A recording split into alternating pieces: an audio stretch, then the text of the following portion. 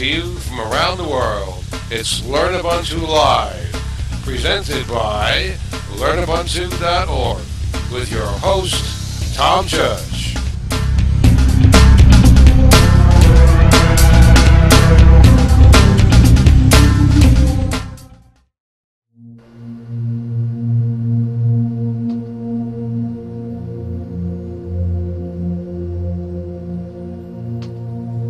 And today we're going to build a workstation out of the dumpster.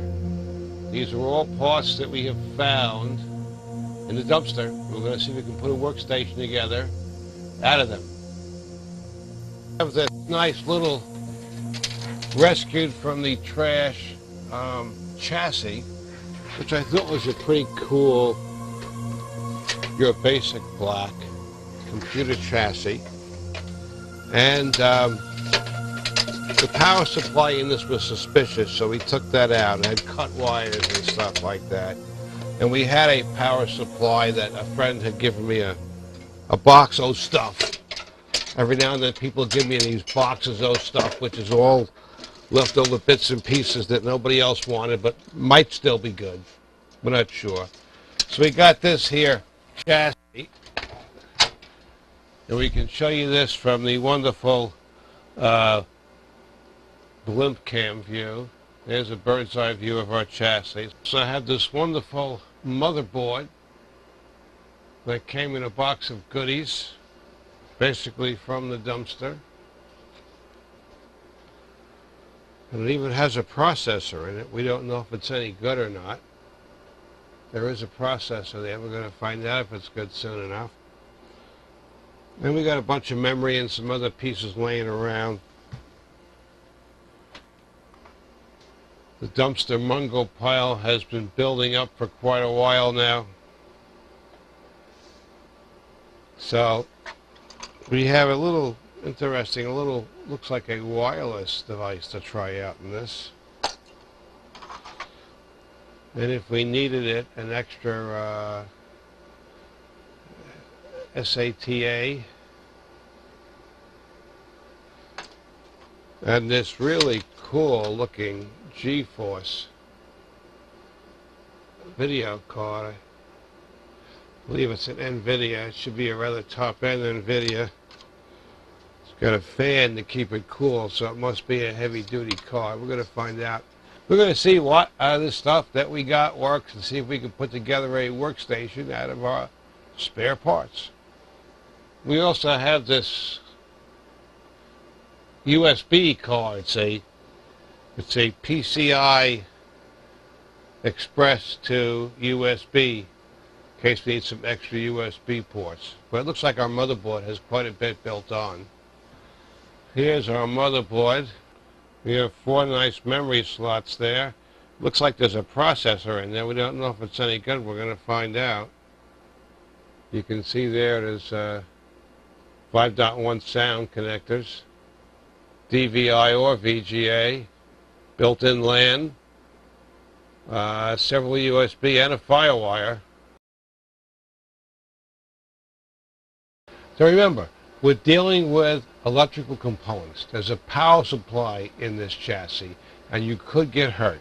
When dealing with electrical and electronic components, there may be a potential of electronic shock hazard. So please be careful. We don't want anybody to hurt themselves when they're trying to build a workstation. And here we can see our motherboard model numbers. You had those big letters, MS7613 version 1.1, but more important than that, what we really want to see is these little labels next to there and the barcode on them. The actual motherboard product ID information there, product numbers that we want to use to Google in case we need information on this motherboard. We may not. First we're going to see if anything works without smoking. And if you're lucky, when you do your Mungo scrounging like I do, if you're lucky, you got a little back plate that goes with the motherboard as well. Like if you ever scrounge on an out of a machine, so always make sure you grab this. This fits very nicely on your motherboard, unless it have a finished look when it's mounted in the chassis. And we're just going to kind of smush this thing into place here. It just kind of squeezes right in there. And the other trick here, you want to notice that you have your mounting parts laid out so they line up with the motherboard. This one, you kind of have to get the motherboard in close and see which ones line up for you. And see if any are missing. Now in this chassis, there's two at the back that we don't seem to have. You want to make sure there's no stray ones poking up where they don't belong. The two extra ones in the back we can add out of our box of goodies. So we're going to add these two little brass looking standoffs so the motherboard is fully mounted. We're going to take this little brass mount and screw it into one of the provided tapped holes in the chassis.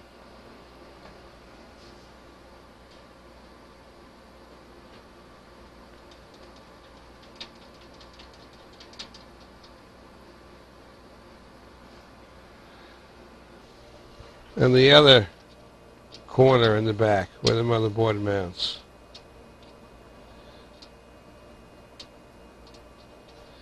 Oh, little stinker, get in there. Sometimes they're, you gotta get them pointed just right.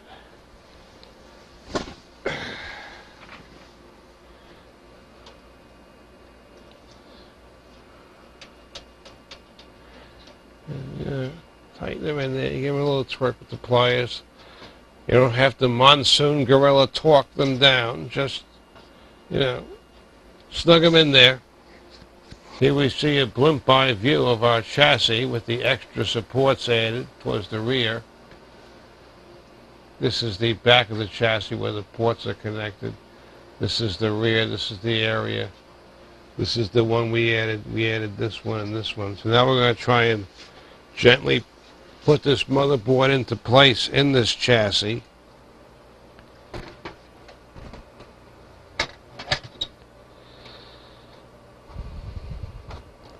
Line up all the ports and also make sure that all of the mounting holes line up and show our little brass threaded piece that we added, and that there's no extra ones anywhere where they shouldn't be.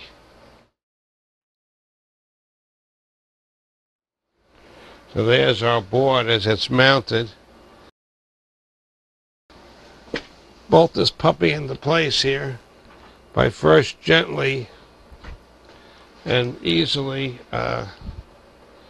easing these in, just snugging these screws into place without tightening any yet. We don't want to tighten any till we have them all in and started. Hopefully as you're scrounging and taking computers apart like I am, you save the nuts and bolts as well, because otherwise you'll be scrounging for nuts and bolts here today to put this thing together with.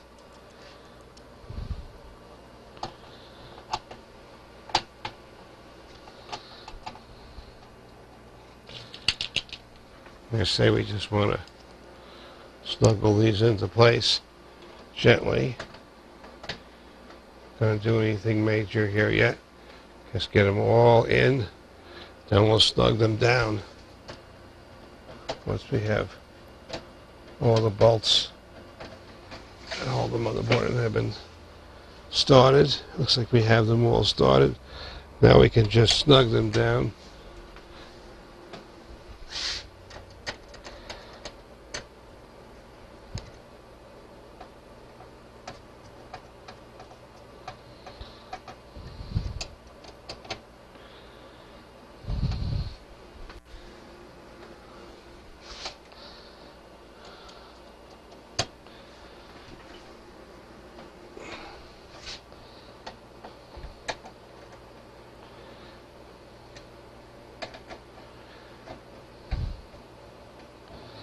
And a little bit goes a long way here, Again, we don't have to do a monsoon gorilla bolt torque down. Just nice, and just till it stops turning, and then a little teeny bit for good luck. That's it. That's all you need. So now the motherboard's in. Then we have to connect the power supply to it. And here's the power supply connection over here. If you look, you see this is keyed, so it's only going to go in a certain way. So don't be forcing nothing.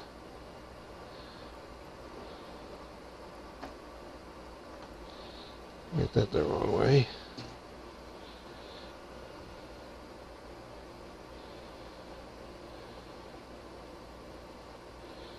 Let's see. There we go. Goes in just like that. And sometimes you have this little extra connector with more juice for the motherboard. You can just, and again, that's only going to go in one way. You shouldn't have to force anything. If you find yourself forcing this, then there's something wrong. Memory for our motherboard, we want to look at carefully, is this little notch. Now some memory has more notches than others, so that's one way of making sure you have the right memory for your motherboard without looking at the spec sheet. God forbid we have to stop and read the instructions. But you see this notch here, and if you look, we will see that the memory slots have a notch. So obviously they have to line up, and if we have more than one notch, then we have to line up all the notches.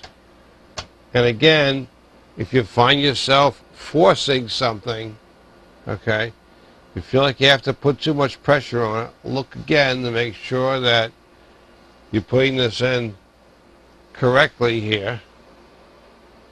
I don't know if this angle shows us any better. We'll show you both angles. So now I'm going to put this first chip in here, and just as you push it, you hear a little snap, and it's in. Let's try another view of another chip. Get another one, and again, you want to make sure that you put this notch. This notch has to be lining up the right way to go into these slots.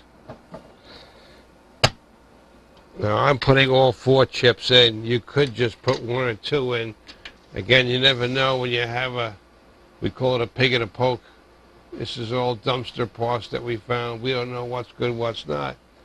The less parts you put in to begin with, the less chance you have of putting in a bad part. But today I'm feeling lucky. You've got to ask yourself one question. Do I feel lucky? Well, do you, punk? You always take them out later. Now, some motherboards require 2 chips. Some will work with only 1 chip. Some you have to put them in pairs. You have to consult a motherboard manual for that. Now we have to search for our motherboard. I'm going to try the big numbers first. MS-7613 manual. We'll just try this for giggles and see what we come up with. It looks like it's an HP motherboard, is what we're looking at here. And we found out that this particular motherboard that we have for this experiment is from an HP computer. And this tells me all the information I need to know about the motherboard.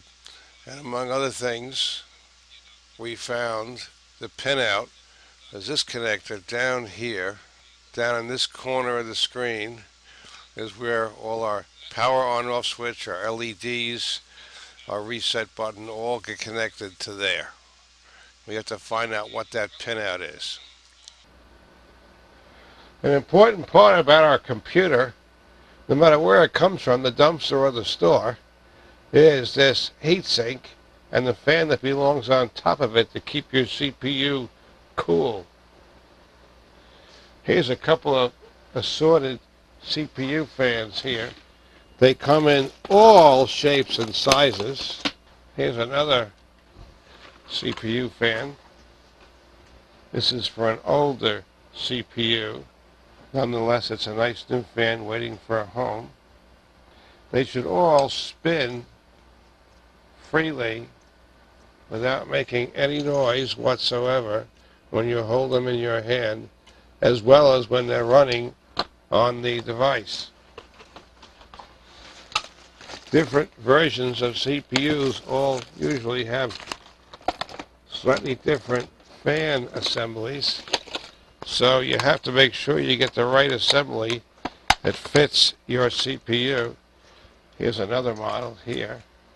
So here you see we have one for this, I believe, is from a Pentium 4. This is actually from a Pentium 3, I believe. This fan here came off of this and normally looks like that sitting on front of it. Now, one very important part about fans is that the fins, the heat sink, you can see if I move this, you can see through it, which is a good thing. You can see my hand.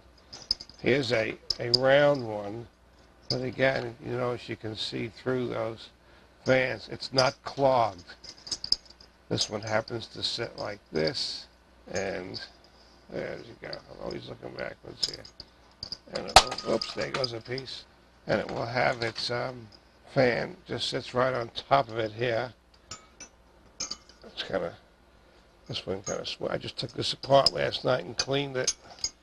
It's being a little uncooperative at the moment, but we have a way with these things, you know. There we go. Now see, that fan sits on top, and again, if I spin it by hand and listen closely, I should not hear any funny noises, as well as when it's spinning with electricity powered on it. So these are our assortment of fans here. I'm assembling them all so you can see and to get the point that they are very important to have in order to keep your computer running cool and happy. We have a makeshift fan here. This is a lot smaller than the fan that belongs on this. We're only going to run this for a little while. If we see this work, then we'll go spend the money and buy a fan. Since we got everything else here so far for free, I will spend the $20 and buy the right fan to put on the CPU once I know that it works. If you do it like this and leave it like this, then my Dr. Phil voice comes back, which says, "What were you thinking to put the wrong fan on this CPU? This here is an official weenie fan, and this CPU needs a monster fan." So again, I would say is, what were you thinking? So we're going to connect this fan to the chassis. Look closely at this. You'll see this is keyed, and the connector it goes to on the motherboard is also keyed. So you can really only put it on one way, which is the right way. So the next thing we have to do is to sift through this. These are all the wires that come with the PC chassis and connect to the switches on the front of the chassis. And if you're lucky, they're labeled. This one says HDD LED. This one says power switch. This one says reset switch. And this one is the speaker. So now we have to look and see how well our motherboard is labeled for us. So it will be easy to see where these wires go. If not, then we're going to have to use those numbers we found on the motherboard and Google search them and try and find the owner's manual to give us the connections on the motherboard. Here we see the chart that we're looking for in the manual for this particular motherboard.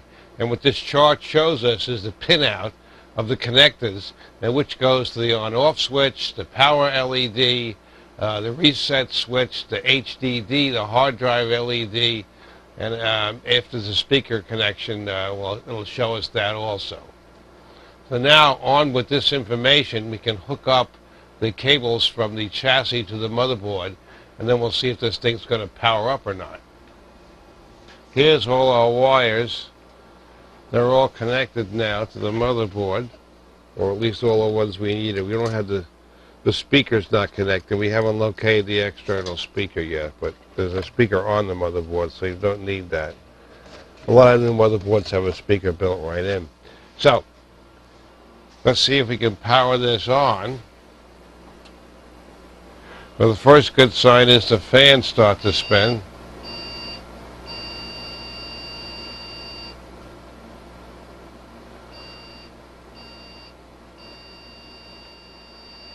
That's 2 short beeps and 1 long beep. That's our message. So there is a problem. But the good news is the motherboard is probably not dead, because it wouldn't beep if it were dead. If you're going to undertake projects like this and recycle computers from the dumpster, then it's a good idea to have a nice assortment to work with to begin with. And the more you have, the better chance you have of getting something to work, because chances are they're all not going to have the same thing wrong with them. Now, some people rescue animals. I happen to be the kind of guy that rescues computers. I already have a dog. You don't have to walk the computer. You don't have to feed it. So having a good mountain of computers and spare parts to choose from will increase your odds of coming up with something that works when you're done. So as you see here, I have a nice little assortment. I got about a half a dozen that I rescued. Then I wait till I get a whole pile, and then I'll pick through them, scrounge the parts, see what works, see what doesn't work, and then, of course, recycle the rest, because that's the right thing to do. You shouldn't just throw these out in the trash. You should take them to the recycling center. That is, the pieces you can't use should be recycled properly to be good to the environment. If we're going to be green and recycle stuff to use, let's also be green and recycle the stuff that we're not going to use.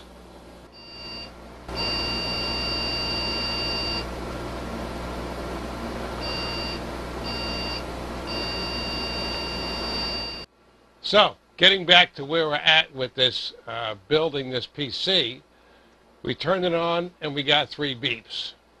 So now, that's a good place to end this presentation, and we'll pick it up with the next one on how to troubleshoot.